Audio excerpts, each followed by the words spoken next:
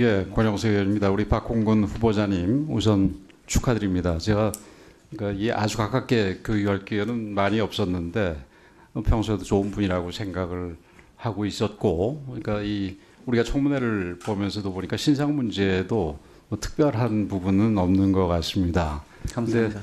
한 가지 걱정되는 네. 부분은 굉장히 이 점잖고 그리고 이 젠틀하신 분임에도 불구하고 이 당파적인 부분에 있어서는 좀 굉장히 강성이지 않은가.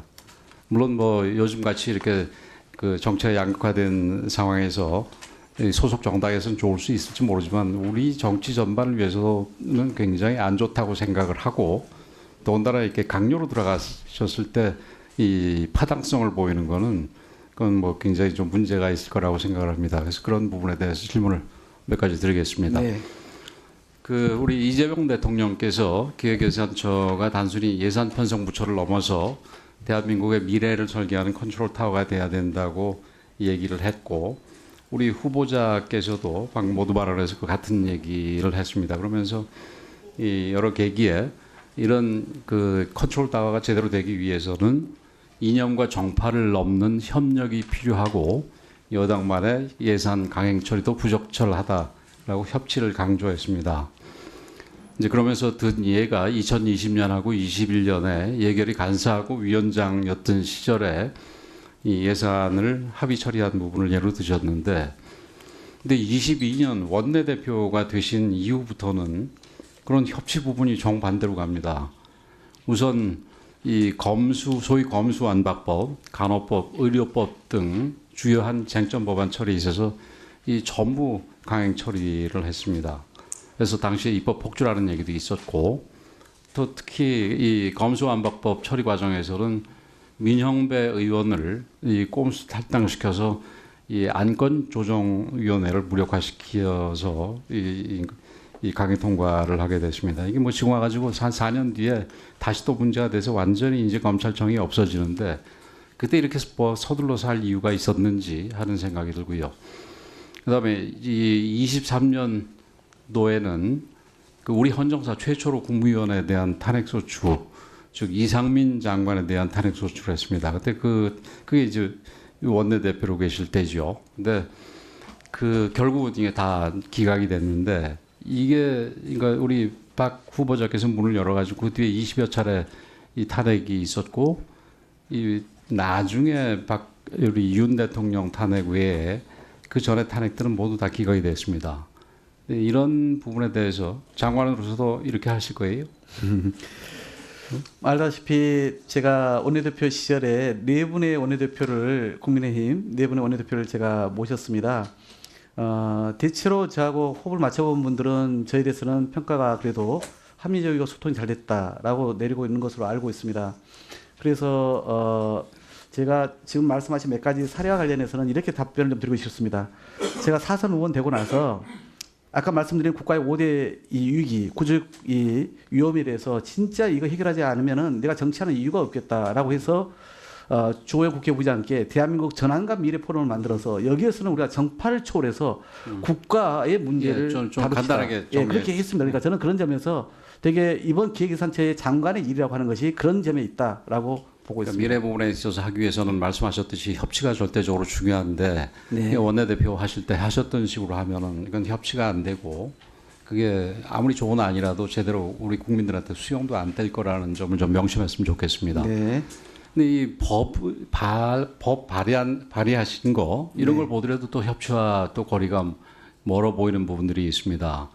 우선 뭐 이 국회 원 구성과 관련해서 뭐 우리 이 정청래 대표는 최근에 상임위원장 완전히 독식하겠다는 얘기까지도 언급을 했고, 실제로 과거에 민주당이 2020년도인가요? 독식을 일정한 기간 동안 했던 적이 있는데, 우리 후보자께서 24년 8월에 낸 국회법 개정안을 보면은 이게 독식까지는 아니지만 그러니까 저희 상임위원장 의석을 교수단체 의석 비율로 나누되 무슨 일당이 먼저 다 가져가는 걸로 돼 있었어요. 근데 그 부분은 뭐 잘 아시다시피 우리 국회가 관례상 지금은 그렇지 않습니다만은 관례상 법사위 같은 경우는 이 야당 그러니까 이 소수당 제2당한테 줘서 이 다수당과 소수당 간에 견제를 하도록 돼 왔지 않습니까? 이런 부분을 법으로 아예 못을 박으려 하셨고 또 작년에 낸 정당법 개정안은 더 나가셨습니다. 그러니까 25년 7월에 이게 이 정당법 개정을 내면서 대통령이 과오가 있을 경우에 소속 정당의 정당 해산 심판 청구를 가능하게 하고 앞으로 차기 선거에 후보자 추천까지 금지하는 내용을 담고 있습니다. 오죽하면 선관위 쫓아서 이거는 자기 책임 원칙에 위반돼서 위헌이라고 해서 이 반대 의견을 냈는데 이게 지금도 이게 옳다고 생각을 하십니까? 우선 국회법 개정안 관련해서는 제가 원내대표를 거치면서 참으로 어려운 문제가 법사위원장 배분 문제였습니다. 전 원내대표가 이미 합의를 해서 국민 앞에 발표를 해놓은 상황에서 제가 협상을 해야 되는 위치였거든요. 결국은 이제 결과적으로는 저희가 야당 됐으니까 그거 존중하고 가자라고 들어왔는데 돌아보시면 매 2년마다 원구성 때마다 한 달 이상의 시간 또는 2달까지 시간이 걸립니다. 저는 국회가 너무나 소모적이다 싶어서 미국은 아예 승자 독식 아닙니까? 모든 것을 다수당이 맞습니다. 그러나 우리는 그렇게까지 할 수는 없으나 우선 선점하게 하자. 이게 제가 법안을 발의한 취지고 다만 저는 협치를 위해서 대표 발의를 그동안 한 명이 하도록 되는 것을 공동으로 하도록 제가 법안을 대표 발의해서 통과시킨 것도 있습니다. 그리고 지금 말씀하신 지금 시간이 좀 없으니까 좀 간단하게 줄여주셨으면 좋겠고 그러니까 나눠서 하자라는 것까지는 좋은데 국회 뭐 그리고 이 원구성 협상 때보다 늘어지는 것도 문제가 있는데 그게 사실은 어떤 면에서 우리가 확립된 관행을 그때마다 깨려고 그랬던 거가 있었기 때문에 그렇다고 봅니다. 그래서 그런 부분에서 문제가 있다고 보고 이게 앞으로 이런 식의 법안을 내는 이 마인드로 이 장관을 하시면 그건 좀 곤란하겠다는 생각을 합니다.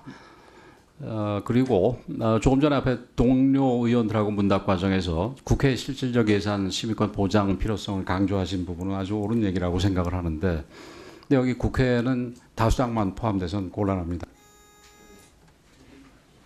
네, 1분 더 드리세요. 그래서 여당 외에 야당도 포함된다 그러는데 그래서 야당의 실질적인 심의권도 존중해야 될 텐데 그 부분에서 다른 걸 떠나서 이게 이 감액 부분도 그렇지만 예를 들어서 여당이 그러니까 임의로 강행해서 증액을 했을 경우에는 정부에서 우리 기획부처 장관께서 통제가 가능합니다. 그거는 뭐 동의를 안 해주면 될 거 아니겠습니까?